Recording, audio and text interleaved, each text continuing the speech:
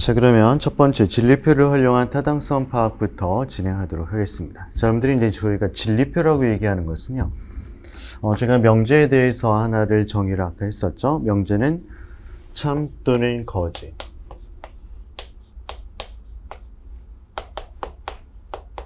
자, 수학에서 배운 것과 똑같습니다. 참 또는 거짓으로 구분되는, 참 또는 거짓으로 구분되는 문장이라는 겁니다. 문장.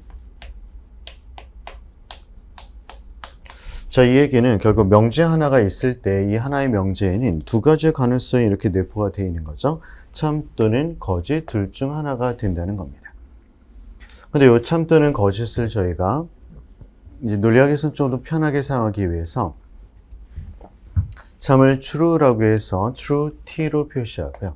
거짓을 false라고 해서 f로 보통 표시를 합니다. 자, 그럼 하나의 명제가 있다. 그럼 얘는 두 가지의 경우 참 또는 거짓의 가능성이 있다라고 이야기를 하게 됩니다. 자, 그런데 우리의 목적은 문장과 문장 간의 논리적인 관계를 파악하는 거라고 했죠. 그래서 문장과 문장, 예를 들어서 어떤 문장을 보통 저희가 논리학에서도 P로 많이 표현하는 건 프로포지션, 명제의 처음엔 단어가 이제 논리학은 영미권에서 발전해서 그대로 생각하시면 됩니다. 그래서 프로포지션은 P로부터 시작해서 뭐 PQRS 또는 뭐 ABCD, 대문자, 소문자 다 가능합니다. 그래서 P라고 한번 정해보죠. 그 다음에 두 번째 명제를 Q라고 한번 정해보겠습니다. 그래서 가장 기본적인 논리적인 그런 연결은 두 개의 문장 간의 관계를 보면서 파악을 하는 건데요. 자, P라는 명제와 Q라는 명제가 있는데, 자, P와 Q는 동시에 자, 아까 얘기했던 참 또는 거짓 가능성이 내포가 되어 있어요. 그래서 P도 참 또는 거짓, Q도 참 또는 거짓의 가능성이 내포가 되어 있습니다. 자, 그래서 이들 간의 어떤 논리적 관계를 알아보자라고 할 때는 이 참 또는 거짓이라는 관계를 가지고 경우를 만들어 주셔야 됩니다. 자, 어떤 경우가 나오죠? 여기서는 두 가지 경우, 두 가지 경우니까 2 곱하기 2는 총 4가지의 경우가 나타나게 되겠죠. 그래서 첫 번째는 두 개 모두 참이다. 자, 두 번째는 P는 참이지만 Q는 거짓이다. 자, 세 번째, P는 거짓이고 반면에 Q가 참이다. 네 번째, 둘 다 거짓이다. 그렇습니다. 자, 이렇게 총 4가지의 경우의 수가 발생을 하게 됩니다. 그래서 사실 여러분들이 어떤 경우든 어떤 문제가 됐든 내가 경우의 수를 한번 나눠봤자 논리적인 사고예요. 그리고 두 번째, 표를 만들었다. 논리적 사고입니다. 그래서 명제, P와 Q의 관계를 한번 제가 규정하겠다 한다면 기본적으로 이 4가지 경우를 두고 진행하셔야 한다는 뜻이 됩니다. 자, 총 4가지의 경우의 수, 그래서 경우의 수와 도표를 만들면 논리적 사고다 생각하시고, 자, 그래서 이 도표를 그대로 옆에 만들어 둔 게 이렇게 되겠죠. 사실 여러분들이 그 논리적인 사고에 있어서 하나의 그런 이것을 저희가 이제 진리표라고 표현하는데, 자, 왜냐하면 이 참 또는 거짓을 true value라고 합니다. 영어에서. 그래서 참인지 거짓인지를 맞추는 하나의 진리적인 과정이다라고 얘기를 하고요. 그리고 표는 그대로 뒤에 붙여서 진리표라고 표현하는 겁니다. 그래서 이 진리표에 대한 방식을 설정을 할 때는 일단 기본적으로 두 가지 명제가 있다라고 가정을 해서 이들 간의 논리적 관계를 파악하면서 진행을 하게 되어 있습니다. 자, 그럼 진리표를 일단 만들었는데요. 사실 여러분들이 어떤 것이든 앞으로 이제 추리 논증을 접근하실 때 나중에 추리 파트가 되든 논증의 파트가 되든 도표를 만들어서 정리를 하는 것은 굉장히 중요합니다. 아마 추리 논증의 가장 기본적인 틀이라고 볼 수 있는데요. 왜냐하면 언어적으로 그냥 표현적으로 나타난 것만 가지고는 논리적으로 하나의 파악을 할 때 굉장히 어려움이 많습니다. 정확하게 도표를 만들어서 그 도표 안에서 파악하는 것도 바로 논리적 사고의 기반이 될 수 있습니다. 그래서 아마 진리표를 하시면서 좀 이것을 익숙하게 하시면 훨씬 더 이런 파악을 하실 때 도움이 되리라 생각을 합니다. 자, 정리를 해보면 두 개의 명제 P와 Q가 있을 때 각각 참 또는 거짓의 진리값을 가질 수 있고요. 따라서 두 명제의 관계에서는 총 4가지의 경우의 수가 발생을 한다. 자, 정리됐고요. 이를 표로 나타내는 다음 같은데요. 참 true를 T로, 거짓을 false로 해서 표현을 하고 있는 그런 상황입니다. 자, 그러면 어떤 논리적 관계가 있는가를 보도록 하죠. 첫 번째, 연원적 관계라고 하면, 물론 이제 여기선 전부 다 한자 언어가 일본에서 번역된 한자를 그대로 씁니다. 그래서 여러분들 조금은 익숙하지 않은 용어일 텐데요. 다른 게 연결되어 있는 언명이다라고 생각하시면 됩니다. 뭐 영어에선 컨정션이라고 하는데 영어도 사실은 일상 용어에선 잘 사용을 안 하는 좀 전문적인 용어입니다. 자, 연원이란 주어진 두 개의 명제를 연결을 통해서 결합을 시키는 것이다 라고 생각해도 좋습니다. 완전히 결합되어 있다는 것이죠. 즉 일반적으로 P와 Q가 임의의 명제를 나타낼 때 연원에 대한 기호하는요. 자, P 보통 이제 이 연원 표시는 and라는 표시로 많이 사용이 되죠. 그래서 우리나라 말에서 그리고 뭐 또한이라고 표현이 됩니다. 또한 또 뭐뭐이면서 자, 이런 표현으로서 실제 문제에서 많이 출제가 됩니다. 그래서 그리고 또한 뭐뭐이면서 즉 P이면서 Q다. 자, 기호하는요. 요새는 컴퓨터에서 나타나는 AND 표시를 많이 사용합니다. 그래서 이렇게 표시를 합니다. P and Q. 뭐 논리학서적에서는 과거 이제 수학적인 용어와 같이 결부돼서 사용 초창기에는 보다 이렇게도 교집합 표시를 했는데 이게 집합적인 수학적인 의미하고 연원적인 부분은 좀 거리가 멉니다. 논리학적 개념은. 그래서 요새는 이 표현을 좀 사용하지 않고요. 이렇게 AND 표시로 주로 사용을 하고 있습니다. 뭐 이런데 편한 대로 하시면 돼요. 뭐 그렇다면 이게 익숙하다 대신 수학의 교집합이 아니라는 거예요. 그건 기억하셔야 되고 또는 학자마다 이렇게 점으로 표시를 하시는 분도 계십니다. 뭐 저희는 일반적으로 요새는 이 AND 표시를 가장 많이 사용을 해서 저도 이 AND 표시로서 진행하도록 하겠습니다. 자, P and Q라고 읽는데요. 근데 이 P and Q에서 중요한 것은 결합되어 있다는 것이죠. 그래서 결합되어 있다는 표현에서는 한꺼번에 같이 움직인다는 거예요. 자, 그러면 네 가지의 진리값의 경우를 파악해 보도록 하죠. 자, 두 개 모두 참일 때 사실 P and Q라는 결합된 연원의 개념은요. 예를 들어서 이런 겁니다. 내가 만날 사람이 내가 전혀 모르는 사람을 좀 만나기로 약속을 했어요. 그래서 어떤 사람을 찾으면 됩니까? 하자 빨간 모자와 까만 구두를 신은 사람을 찾아라라고 되어 있어요. 그러면 내가 찾는 사람은 두 가지 조건이 모두 충족이 되어야겠죠. 어느 하나라도 부족하다. 내가 찾는 사람 아니게 되죠. 자, 이 개념이죠. 그럼 그대로 접목하면 적용해보죠. 두 개가 모두 충족됐다. 내가 찾는 사람 맞죠? 참입니다. 참이죠. 그런데 자, 둘 중 하나라도 뭐가 빠졌다. 그럼 내가 찾는 사람 아니게 되죠. 그래서 Q가 거짓이거나 P가 거짓 아니면 두 개 모두가 거짓일 때는 연원값은 전부 다 거짓이 됩니다. 자, 여기서 우리가 알 수 있는 것은 뭐죠? 두 개가 모두 참일 때만 참이다라는 것을 확인할 수 있게 되겠죠. 그래서 연원에서는 두 개가 모두 참일 때만 참이고 나머지는 거짓이다. 자, 이렇게 판정하시면 됩니다. 자, 두 번째. 자, 문제가 연원, 선언하니까 조금 혼동이 되지만 이건 선택적 언명이다라는 개념이에요. 자, 선택적인 뭐 둘 중 하나를 선택한다 이런 개념이죠. 자, 이것은 보통 영어에서는 or이고요. 우리나라 말에서는 또는 뭐뭐 하거나 로 표현이 되는 문장의 연결입니다. 또는 뭐뭐 하거나.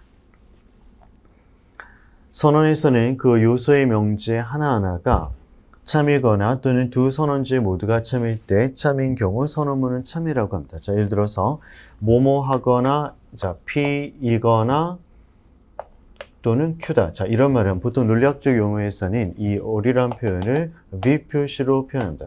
여러분들 이것도 합집합 개념은 아니고요. 이제 V 표시라는 이유는 이게 라틴어에서 vel이라는 단어가 영어에서 or이라는 똑같은 의미예요. 그래서 이 앞에 라틴어의 앞자를 써서 V 표시를 하게 됩니다. 그래서 이거는 P 또는 Q라고 읽으시면 되고요.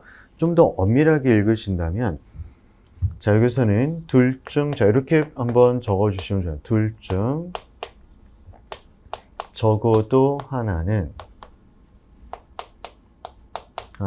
참이다. 자, 이렇게 읽어주신 게 정확한 표현입니다. 문제에서 이렇게 많이 출제가 돼요. 즉, 둘 중 적어도 하나가 참이다. 자, 이 개념을 가지고 계시면, 자, 둘 중 적어도 하나라는 표현이죠. 그러면, 자, 진리표를 한번 대입을 시켜볼까요? 자, P와 Q가 있을 때 둘 중 적어도 하나가 참이면 선언문은 무조건 참이 돼요. 자, 그러면 두 개 모두 참이니까 당연히 참이겠고요. 둘 중 적어도 하나 참이면 되니까 하나만 참이어도 참입니다. 자, 여기서 Q가 참이니까 당연히 참이죠. 그러면은 P 또는 Q 선언에서 거짓되는 경우는요, 두 개가 모두 거짓일 때만 거짓이 된다는 겁니다. 아까 연언과 비교해보면 약간 틀리죠. 연언에서는 두 개가 모두 참일 때만 참이었죠. 근데 여기서는 두 개가 모두 거짓일 때만 거짓이 된다는 뜻입니다. 자, 이게 바로 선언에 대한 정의입니다. 선언문. 자, 근데 논리학적으로 여러분들이 조금 더 나아가서 뭐 내용적으로도 그렇고요. 자, 선언에선 두 가지 종류가 또 발생하는. 자, 왜냐하면 자, 사례를 한번 들어보죠. 자, P 또는 Q에서 P라는 명제가 자, 철수는 달리기를 잘한다. 뭐 철수는 달리기를 잘한다고요. Q에서는 철수는 축구를 잘한다요. 그러면은 철수가 달리기도 잘하고 축구도 잘하는 경우는 있을 수 있죠. 두 가지가 모두 참이 가능합니다. 자, 이렇게 두 가지가 모두 참이 가능할 때, 자, 이것을 우리가 포괄적 선언이다라고 표현해요. inclusive disjunction이라고 표현합니다. 한편 두 명제가 모두 참이 되는 것은 불가능한 경우가 있죠. 예를 들어서 철수는 남자이거나 여자이다. 동시 참이 안 되죠. 이런 것을 저희가 배타적 선언이라고 표현합니다. 그래서 배타적 선언은요, 두 명제 중 하나만 참이 된다는 것으로서 저희 시험에서 여러분들 구분을 잘 하셔야겠죠. 그래서 내용적으로 여자, 남자가 나오는 경우도 한 번 있었습니다. 아니면 그 논리 퍼즐이나 이런 게임 형태에서 A, B 둘 중 하나만 된다. 뭐 둘 가운데 최소한 하나만 된다. 이런 표현도 구분 잘 하셔요. 자, 둘 가운데 최소하나라는 것은 두 개가 모두 가능하다는 표현이고요. 하나만 된다는 것은 둘 모두 될 가능성을 배제를 시켜야 돼요. 자, 그래서 이런 배타적 선언문이 나오면 항상 정확하게 표현을 해줍니다. 그래서 이런 정확한 표현, 뭐 둘 중 하나만 된다라는 표현이 없을 때는 그냥 포괄적 선언으로 판단을 하시면 됩니다. 그래서 뭐 나중에 좀 심화 과정 가서나 기본 과정에서 다를 거지만 미리 한 말씀드리면 배타적 선언문에 기호를 할 때는요. 자, 그냥 포괄적 선언, 배타적 선언 모두 P 또는 Q다는 이렇게 기호가 됩니다. 다만 배타적 선언이 되면 덧붙여져요. 둘 중 적어다는 참이다. 그리고 and 우리가 했던 것 두 개가 모두 참인 경우는 없다. 그러니까 P도 참이고 그리고 Q도 참인 경우, 이런 경우는 없다라고 해서 여기 전체에 낫은, 이 낫은 이제 이렇게 물결명으로 붙여줍니다. 그게 바로 배타적 선언문의 표시는 뭐 이렇게 된다면 알고 계시고 나중에 문제를 풀 때 제가 조금 더 자세하게 진행할 겁니다. 그래서 배타적 선언문에선 기호화가 하나가 더 첨가될 수 있다. 일단 여기까지만 생각하시고 구분하시면 됩니다. 자, 세 번째, 방금 얘기했던 부정표시인데요. 자, 부정표시는 뭐뭐가 아니다라는 것이죠. 그래서 원명제에다가 뭐뭐라는 것은 아니다라는 표현을 덧붙이는 표현입니다. 자, 명제 하나를 부정하는 기호는 이렇게 물결 모양을 사용합니다. 물결 모양. 그럼 과거에는 여러분들 이런 표시도 하고, 그 다음에 이런 표시도 하고, 뭐 이런 표시도 하고 했습니다. 그래서 지금도 이걸 좀 혼용해서 사용을 하는데요. 일반적으로는 이렇게 물결 모양을 가장 많이 선호를 합니다. 자, 그리고 또 한 가지, 여러분들 명제피에 대한 부정을 표시해라 그러면 그렇죠. 당연히 납이다라고 표시를 하게 됩니다. 자, 진리표를 한번 볼까요? 자, 진리표의 사에 따라서 두 가지 경우밖에 발생을 안 하죠. 자, 명제피는 참 또는 거짓 둘 중 하나입니다. 자, 이때 부정을 생각해 보죠.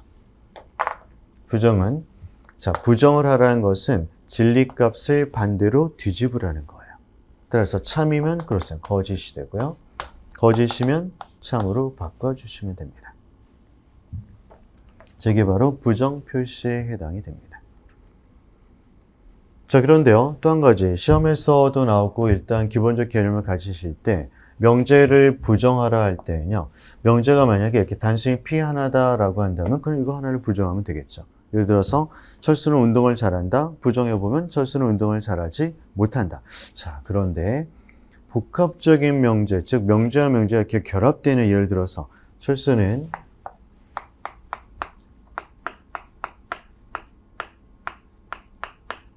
자, 운동을 잘하고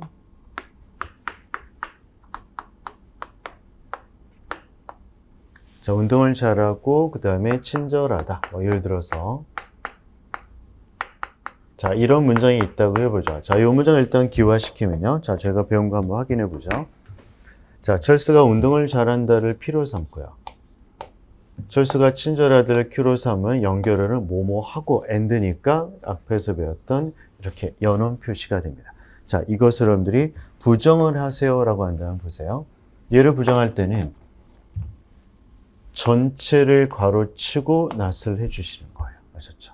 이거 주의하셔야 됩니다. 전체 부정, 즉 복합명제일 경우 그 부정은 그러한 진술 전체를 대상으로 부정이 이루어져야 된다는 겁니다. 전체입니다. 그러니까 전체를 부정, 그러면 전체 부정을 말로 표현해 볼까요? 자, 말로 표현하면 어떻게 되죠? 철수가 운동을 잘하고 친절하다는 것은 거짓이다. 그렇다는 것은 사실이 아니다. 그렇죠. 이렇게 표현하면 됩니다. 결국 두 개 모두 잘하는 것은 아니다. 이런 표현이에요. 그러면 번역을 해보면 어떻게 되죠? 둘 중 하나는 못한다라는 것이 확실하다. 이런 뜻이죠. 그래서 얘도 못하고 얘도 못한다가 아니게 됩니다. 이건 주의하셔야 돼요. 그래서 복합적인 명제에서는 각각을 부정하고 연결하는 게 아니라 전체를 대상해서 부정을 하시라는 겁니다. 자, 이거는 조금 주의를 하셔야 되는 내용이고 나중에 문제에 적용할 때 다시 한번 말씀을 드리도록 하겠습니다. 자, 그 다음에 네 번째. 자, 네 번째까지 하면요. 연원, 선원, 부정, 그 다음에 조건문이. 자, 이 조건문까지 하면은 모든 기호화가 끝납니다. 뭐 어려운 거 아니죠. 딱 네 가지만 기호화시키면은 이론적으로 저희의 모든 문장을 다 기호시킬 수 있다는 거예요. 근데 이 네 번째 조건문이 까다롭습니다. 자, 조건문은 여러분들 워낙 좀 많이 일반적으로 사용을 합니다. 그러니까 화살표를 긋죠. 그러면서 if 문장이 있죠. 가정법이라고도 하는데요. 만약에 그렇다면. 그래서 뭐뭐라면 이라는 가정으로 연결되어 있을 때 그 명제를 저희가 뭐 저는 일반적으로 우리 언어상 뭐 conditional statement, 조건문이라는 단어 워낙 잘 쓰죠. 일반적으로. 뭐뭐가 조건이 됐다 이런 말이니까요. 그런데 사실 영어에서는 hypothetical이라는 단어를 더 많이 씁니다. 우리나라에서는 뭐 가정문, 근데 번역을 보니까 일본 번역에서 가언문이라는 단어를 쓰는데 이건 저도 그렇고 그렇게 많이 사용하는 용어는 아니죠. 그래서 좀 편하게 사용하기 위해서 조건문이라는 단어를 저는 사용을 할 겁니다. 또는 뭐 그 의미상 implicative statement라고도 합니다. 함원문, 함축문이라고 얘기를 하는데요. 뭐 이런 것을 일반적으로 사용하기가 좀 어려운 부분이라서 그냥 조건문이라고 생각하시면 됩니다. 자, 조건문은 구성은 두 가지죠. 앞에 나온 명제가 있고요. P, 예를 들어 뒤에 나오는 명제가 있습니다. 그리고 이들 간의 논리적 관계, 즉 이렇게 조건의 관계가 형성이 되는 것을 조건문이라고 합니다. 자, 이때 이 앞에 나오는 문장을 보통 영어에서는 antecedent라고 하는데 저희 문항에서는 전건으로 번역을 합니다. 자, 앞전자고 뒤에는 명제, 뭐 문장이란 뜻이니까요. 역시 일본의 한자 번역을 그대로 따라온 겁니다. 그래서 저는 그냥 영어로 표현을 하는데요. 여러분들로 뭐 그대로 쓰면 돼요. 전건이고. 자, 여기서는 consequent라는 것을 이제 후건으로 이제 번역을 하고 있습니다. 후건. 그래서 전건, 후건이라는 단어는 조건문의 앞에와 뒤에는 명제다. 자, 이렇게까지만 알고 계시면 됩니다. 그래서 전건하고 두 가지의 명제가 필요하고요. 저희는 사실 하나의 그런 형태를 봤을 때는 뭐 그렇게 어려운 형태는 아니죠. 일반적으로 많이 사용하는 형태 중에 하나입니다. 전건과 후건.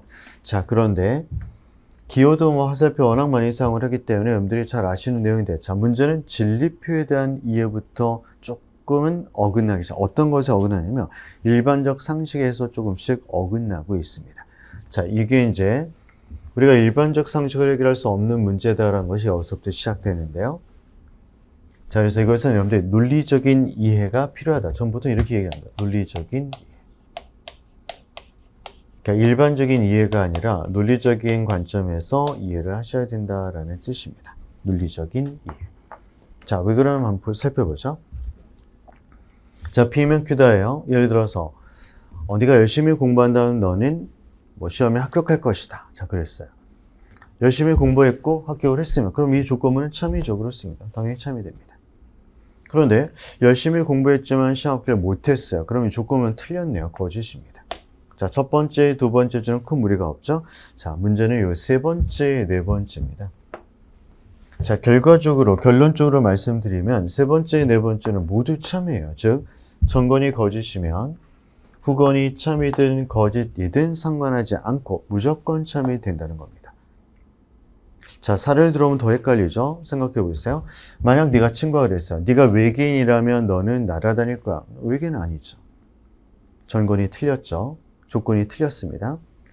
그럼 일반적으로 어떻게 되죠? 정신 나간 소리예요. 그 말은 완전히 잘못된 그런 말이거나 아니면 나랑 관계가 없는 무관한 얘기가 됩니다. 그렇다면 참 거짓 여부를 확인할 수 없다가 돼야 되는데 참이 된다는 거예요. 자, 왜 그런가? 자, 한번 논리적으로 파악을 해보죠. 여러분, 이 조건문은요, 먼저 조건문의 구성부터 보시죠. 자, 조건문이 P면 Q다라고 구성이 됐을 때 이 조건문은 자, P라는 것은 하나의 명제예요. 그래서 얘는 참 또는 거짓 둘 중에 하나라고 했죠. 얘도 참 또는 거짓 둘 중 하나예요. 그래서 요소가 되는 그런 명제들은 참 거짓이 확실하게 들어온 상태입니다. 그렇기 때문에 참 거짓 확실, 참 거짓 둘 중 하나 확실, 이렇게 확실한 것들이 묶인 조건문의 형태에서는 반드시 참 또는 거짓 둘 중 하나가 되어야 됩니다. 자, 조건문은 참 또는 거짓 둘 중 하나다. 반드시 돼야 돼요. 자, 그런데 이 조건문을 여러분들이 자, 조건문에 대해서 이게 틀렸다라는 것을 알아낼 수 있는 방법은 어떤 거죠? 한번 얘가 틀렸다를 내가 증명을 하고 싶어요. 예를 들어서 자, 사례를 보시죠. 그것이 까마귀라면 자, 그것은 검다. 여러분들 조건문에 대한 이해는 시험에서도 계속 출제가 좀 되고 있는 내용입니다. 자, 이런 조건문이 있을 때 여러분들 얘가 틀렸다를 한번 증명을 해보세요. 그럼 뭘 가져오면 되죠? 까마귀는 검다니까 검지 않은 까마귀. 그렇죠. 검은 까마귀를 가져온 입증이 되는 거고요. 까마귀는 까마귀인데 검지 않은 것. 자, 이런 까마귀를 가지고 얘가 틀렸다는 것을 증명할 수 있게 됩니다. 그럼 어느 때 틀렸다는 걸 증명할 수 있다는 거죠? 전건은 참이에요. 후건이 거짓입니다. 얘네 두 개가 합쳐진 것이 있어요. 얘가 틀렸다를 증명할 수 있게 되죠. 그런데 만약에 까마귀가 아니에요. 다른 동물, 참새, 뭐 사자, 호랑이, 인간. 어떻게 되죠? 까마귀는 검다가 틀렸다라는 것은 입증은 불가능하게 되죠. 즉, 전건이 거짓이 되면요. 전건이 거짓되면은 그런 조건문이 자, 주어진 조건문 전체가 거짓이다라는 것은 증명할 수가 없게 됩니다. 다 됐죠? 자, 그러면 거짓됨을 증명할 수 없을 때, 근데 조건문은 참 또는 거짓 둘 중 하나인데, 자, 전건이 거짓이면 이 거짓됨을 증명할 수 없게 됩니다. 그러면 이때를 제외하고 나머지는 다 참이다라고 판단을 하겠다는 거예요. 이게 논리적인 원칙입니다. 자, 다시 한번 정리해 드리죠. 조건문은 참 또는 거짓이 반드시 돼야 됩니다. 그런데 조건문을 거짓으로 저희가 확증하고 거짓이다라고 증명하는 방법은 전건이 참이고 전건이 참, 그리고 후건이 거짓일 때에만 얘가 틀렸음을 알 수가 있어요. 따라서 전건이 거짓이 되면요. 조건문 전체가 거짓된다는 것은 증명을 할 수가 없게 되어 있습니다. 따라서 거짓됨이 증명이 안 되기 때문에 그것은 무조건 참이다라고 판정하겠다는 거예요. 아시죠? 이게 바로 논리적인 원칙으로서의 전건이 거짓일 때 후건이 뭐가 되든 반드시 참이 되는 하나의 원리적 측면입니다. 이거는 여러분들 그냥 받아들이셔야 돼요. 논리적 원리예요. 그래서 이 원리를 가지고 문제에서 2번 정도 출제가 된 바 있었고요. 그 다음에 모든 형식 추리와 그 다음에 논리 퍼즐에 대해서는 이런 원칙이 그대로 다 적용이 됩니다. 아시죠? 그래서 여기서는 여러분들이 조금 논리학은 수용성이 좀 있으셔야 돼요. 그래서 이 부분은 이렇구나. 논리적 차원에서는 이렇게 해석을 하는구나. 끝입니다. 시험에는 그대로 적용하자라고 하시면 되는 거예요. 아셨죠? 자, 그러면 조건문 전체적인 이해 확인해 봤습니다. 자, 이게 사실은 그래서 일반적 상식과 충돌이 돼서 여러분들이 뭐 사례를 이것 이외의 사례를 생각하면 더 운동이 돼요. 그냥 사례는 여기까지 이해됐죠? 그럼 원칙하고 끝내주시면 되는 겁니다. 자, 또한 조건문에서 이제 우리한테 조금 어려움이 가는 경우는 바로 언어적인 측면입니다. 사실 여러분들이 논리라는 것은요, 논리란 단어, 자, 논리적인 사고, 논리란 말을 많이 쓰죠. 근데 이 논리란 단어는 국어사전의 정의를 보면 사고의 원리와 원칙이에요. 즉, 논리적으로 생각한다는 것은 뭐죠? 사고의 원리에 따라서 생각한다 이런 뜻입니다. 그리고 이 사고 원리, 논리적인 대상이 뭐죠? 바로 언어가 됩니다. 자, 수를 대상으로 할 때 수적 관계는 수학이라고 하죠. 그래서 언어적인 관계 내에서 이 사고 원리를 파악한 것은 논리학이라고 표현합니다. 그래서 저도 양상논리 전공이지만 논리학 전공자들한테 여러분들이 저도 논리 전공하고 학습을 할 때 가장 어려웠던 것은 바로 언어적으로 굉장히 표현과 이것을 많이 경험하고 뛰어나야 된다는 그런 사고예요. 그래서 물론 저는 외국에서 공부를 했기 때문에 그 나라 언어에 대해서 굉장히 많은 통찰을 요구를 합니다. 그래서 그리고 논리적인 일반 원칙을 알기 위해서는 뭐 영어로 했다, 영어뿐 아니라 다른 뭐 우리나라 말에서 나타나는 원리 이런 건 공통적으로 알아야 되기 때문에 각국의 언어에 대한 시각을 굉장히 강조해요. 그래서 처음에 학위학을 정할 때 무슨 제가 언어학자 된 줄 알았습니다. 뭐 고대 언어서부터 시작해서 뭐 배운 언어만 6, 7개 언어를 배웠는데요. 그래서 내가 지금 언어학을 배워야 할 정도로 굉장히 언어의 원리를 집착을 많이 해요. 그런데 각 나라마다 그래서 논리체가 조금씩 다를 수가 있습니다. 언어적인 해석에 있어. 그래서 여러분들 우리나라 말도 주의를 하셔야 돼요. 우리나라 말도 이런 용어는 이렇게 해석을 해야 된다는 원리가 조금씩 작용합니다. 그래서 여기서는 제가 지금까지 저희 시험에 나왔던 모든 논리 문제들 안에서 나타난 것을 전부 다 압축을 해봤더니 조건문에서 기호할 때 상당히 주의할 게 있습니다. 그냥 단순하게 아주 친절하게 만약 A라면 B다. 자, 만약이란 말로 어떻게 생략을 하죠. 그래서 A라면 B다. 자, 이렇게 표현이 친절하게 되는 경우가 있지만 그렇지 않은 경우도 많더라고요. 즉, 뭐뭐하기 위해서란 말도 씁니다. A하기 위해서 B다. A하기 위하여 B다. 또 뭐뭐인 경우도 씁니다. A인 경우 B다. 또 뭐뭐일 때 A일 때 B다. 자, 이런 표현들이 많이 사용되는데 이때는 여러분들이 전부 다 똑같이 다 조건문이에요. 아셨죠? 이거 주의하셔야 돼요. 특히 뭐뭐하기 위해서 B다는 무조건 조건 표시하셔야 돼요. 왜냐하면 뭐뭐하기 위해서 B를 해야 된다는 뒤에 필연적인 참인 개념을 많이 들어오기 때문에 그래서 이때는 무조건 조건 표시하시면 됩니다. 아시죠? 이런 것들은 언어적으로 내가 생각할 땐 그렇지 않을 것 같은데 일반적인 원칙으로서 그대로 사용이 되고 있어요. 그래서 여러분들이 최소 시험과 논리 관련 문제가 들어올 때는 항상 뭐뭐하기 위해서는 조건 표시를 한다라고 규정을 하시면 됩니다. 자, 또한 이제 조건문에서 이제 여러 가지 어려움이 파생되는 이유 중에 하나는 바로 두 가지의 명제의 관계가 조건문이죠. 자, 그렇기 때문에 이 관계성에 대해서 약간의 변화가 돼도 서로 다른 관계가 형성이 되어 버립니다. 예를 들어서 이번에 A라고 해보죠. 자, A라면 B다라는 문장과 자, B면 A다를 생각해 보죠. 자, 이것을 보통 저희가 converse라고 위치가 바뀌었다, 환위라고 하는데요. 근데 저희는 여러분들 수학적인 용어에서는 역이라고 표현하죠. 그래서 저도 그냥 역이라고 표현하겠어요. 역명제라고 합니다. 역. 자, A는 B다에서 B는 A다. 보통 이 문장은 일상용어에선 그럴듯하게 유사하게 생각을 합니다.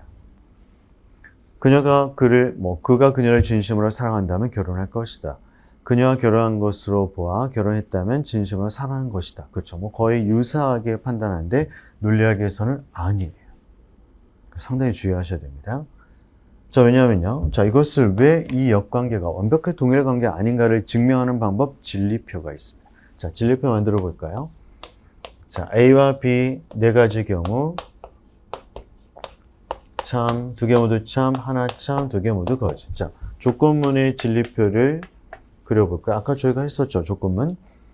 자, 두 개 모두 참일 때 참이고, 참인데 후건이 거짓이면 거짓, 정건이 거짓이면 무조건 참이다 라고 했습니다. 자, 이게 조건문입니다. 자, 그럼 여기서 영명제를 규정해 볼까요? B이면 A예요. 자, B이면 A에서 자, 정건과 후건이 바뀌어서 거꾸로 생각하셔야 돼요. 자, B이면 A다 기화시켜 볼까요? 자, 참일 때 참이다 맞죠? 참입니다. 정건이 거짓이면 무조건 참이라고 했죠? 참입니다. 여기도 참이죠? 세 번째 줄, 참인데 거짓 틀렸죠? 거짓입니다. 자, 바꾸고 나니까 조건문이 참인 상태 하나, 둘, 세 가지일 때 영명제는 어떻게 되는가를 보니까 자, 역은 참일 때 참이 될 수도 있죠? 근데 참인데 여는 거짓 될 수도 있다는 거예요. 참일 때 역시 참이 될 수 있죠. 결국 조건문이 참일 때 영명제는 참도 가능하고 거짓도 가능하다라는 것을 알 수 있죠. 자, 이렇게 참 거짓 관계가 완벽하게 형성이 안 되고 가능성으로 형성되기 때문에 이런 영명제를 저희가 우연 문장 또는 논리적으로 무관하다라고 표현을 하게 됩니다. 자, 그러면 문제에서 만약에 자, 조건이 쭉 주어지고요. 이런 조건문이 있었어요. 그리고 다음으로부터 추론하는 것으로 옳은 추론이 아닌 것이라고 얘기할 때 옳은 추론한 것은 얘가 참일 때 참이 되는 것을 보라는 거였어요. 그러면 영명제가 나오면 어떻게 되죠? 옳은 추론이 아니게 된다는 겁니다. 왜? 거짓도 가능하기 때문에. 자, 그래서 저희 이런 타당성 검사 이용해서 굉장히 많이 출제하는 게 바로 영명제입니다. 논중에서 나오고요. 항상 주의를 하셔야 돼요. 그래서 여기에 되면 얘는 반드시 참은 아니고 그냥 참일 가능성이 있을 뿐이다. 이렇게 판단하시면 되는 겁니다. 논리적으로는 무관하다. 여러분들 무관성이라는 게 부정한 것은 아니죠. 보통 우리가 일반적인 용어에서 무관하다는 부정을 많이 얘기하는데요. 이건 아닙니다. 그냥 무관하다는 것은 참이 될 수도 있고 또는 거짓이 될 수 있다. 그냥 그렇죠. 모든 가능성이 살아있다라는 개념이에요. 이게 바로 무관성이라는 단어입니다. 그래서 영명제는 원래의 조건문과 논리적으로 무관하다. 이렇게 판단하시면 되는 겁니다. 자, 조건문에서 파생되는 원칙도 굉장히 많죠. 자, 이렇게 해서 저희가 진리표를 확인을 하면서 자, 진리표를 통해서 각각의 문장의 구성들이 어떻게 형성되는가를 한번 살펴봤습니다. 자, 그럼 얘를 기반으로 해서 타당성을 한번 맞춰보죠. 자, 이를 어떻게 추리의 타당성을 주어진 논증을 타당한 걸 어떻게 검사하는가. 자, 방법을 보여드리겠습니다. 자, 주어진 문장을 보죠. 만약 철수가 열심히 공부한다면, 자, 철수가 열심히 공부한다를 저희가 P로 한번 생각해보죠. 자, 문장에 기호를 시켜줍니다. 자, 열심히 공부한다, P입니다. 자, 중간에 조건문의 관계가 되죠, 조건문. 그는 시험에 합격할 것이다, Q다라고 저희가 표현을 해보겠습니다. 자, 기호부터 해보죠. 철수는 열심히 공부하지 않는다. 자, 부정이니까 부정 표시해 놓고요. 공부하다는 P로 했으니까 not P로 기호가 됩니다. 자, 따라서 자, 결론이죠. 얘가 따라서란 말은 결론을 지시한 용어라서 얘네 둘이 모두 전제가 되는 것이죠. 즉, 두 개의 전제로부터 결론이 도출되는 과정을 보여주는 논증입니다. 자, 결론 내용을 보니까 그는 시험에 합격하지 못할 것이다 부정인데요. 합격하다는 Q로 했으니까 not Q다라고 도출한 사항입니다. 자, 그리고 쓴 차례대로 적어보면 이런 거예요. P면 Q다. not P이다. 따라서 not Q이다. 이게 타당한가라는 것을 알아맞혀 보라는 겁니다. 자, 그러면 자, 첫 번째 방법은요. 진리표를 그릴 때는 모든 명제가 몇 개인가를 보는 거예요. 자, 긍정, 부정은 그냥 하나의 명제 취급하는 겁니다. 그러면 P와 Q 두 개의 명제죠. 따라서 P와 Q 두 개로 두 가지. 자, 두 가지 명제끼리의 관계성에서는 총 네 가지의 경우가 발생한다고 했죠. 그대로 적어줍니다. 자, 두 개 모두 참, 하나 참, 자, 이번엔 Q가 참, P가 거짓, 두 개 모두 거짓. 자, 네 가지 경우입니다. 그리고 두 번째, 자, 이렇게 그려놨죠. 자, 전제가 두 가지네요. 자, 전제 두 가지입니다. 자, 첫 번째 전제를 그대로 적어줍니다. P면 Q. 두 번째 전제도 연이어서 그대로 적어줍니다. not P. 결론도, 자, 결론 저희가 수학에서 이렇게 표시하죠. 결론도 그대로 적어줍니다. not Q. 자, 그리고 각각의 진리표를 만들어 주면 됩니다. 자, 그냥 만들어 보죠. 처음에 P면 Q다. 자, 조건문의 진리값 아까 앞에서 했던 거 그대로 적어주면 되죠. 참일 때 참이다, 참. 참인데 거짓이다, 거짓. 정건이 거짓이면 무조건 참. 됐죠? 자, 그 다음에 P가 여기 참 두 개, 거짓 두 개인데, 자, P에서 나 Q가 됐어요. 자, 부정이 되면 진리값 전부 다 바뀐다고 했죠? 그래서 참일 때 거짓. 참이니까 거짓. 거짓은 참. 거짓이니까 참. 자, 적어줍니다. 자, Q도 마찬가지로 나 Q니까 전부 다 진리값 바꿔주세요. 자, 참이면 거짓. 거짓이면 참. 참이면 거짓. 거짓이면 참. 자, 됐죠?